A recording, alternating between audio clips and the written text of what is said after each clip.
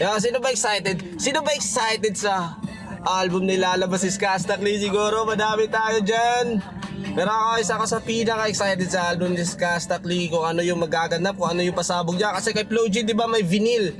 So, ang tanong, ano ulan nyo kay Skastakli? Kasi walang leak, walang hint kay Skastakli kung anong gagawin niya sa kanyang album no?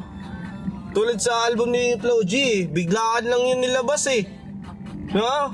Di ko akalain na may vinyl Like, sa pagkakaalam ko, hindi magpapauli si Skastakli.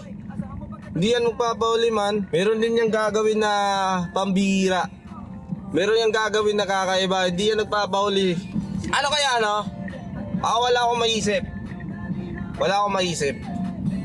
Pero baka tape, hindi vinyl. Baka may tape yan. CD tape or vinyl pa rin. O baka vinyl baka meron din Tapos sino ba yung mga collab?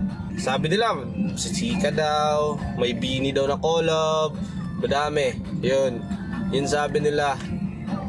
Pero hula ko, andyan si Flo G for sure. Andyan si Flo G, andyan si Yuri Dope, andyan si Gika Marie.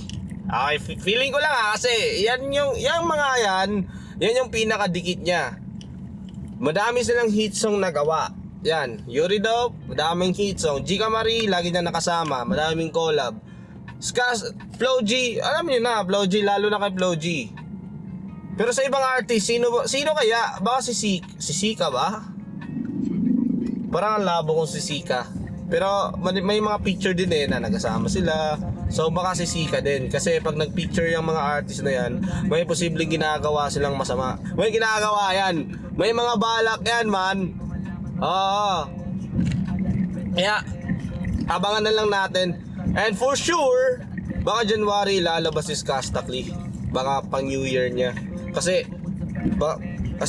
nag-iisip siguro si Skastakli na hindi niya sabayan ng release si Flo G. Kasi kaka-release lang ni Flo G this year ng album niya.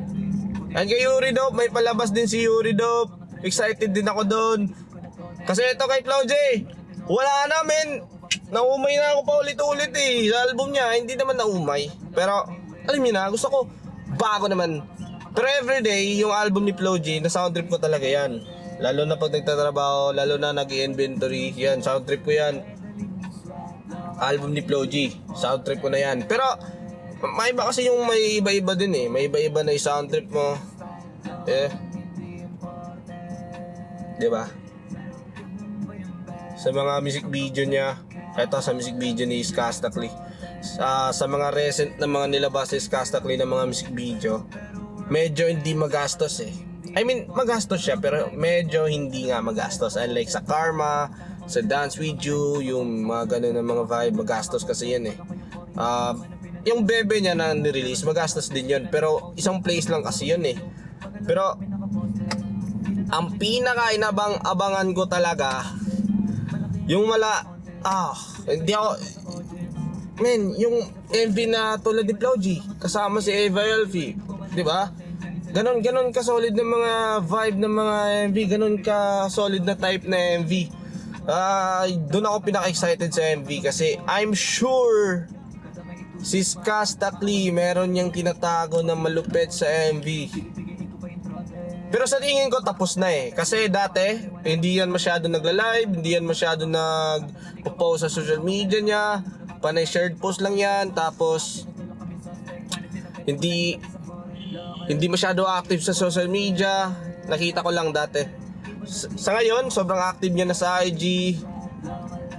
Feeling ko madami nang natapos, hindi na busy. Ganun nata yun. Excited na ako lumalakas na talaga hip-hop sa Pinas. Lumalakas na talaga music sa Pinas. Hindi lang hip-hop kundi lahat ng music. Kasi sobrang dami ng magaling. Hindi na natin kailangan pa makinig sa ibang bansa, kundi sa bansa natin busog na tayo.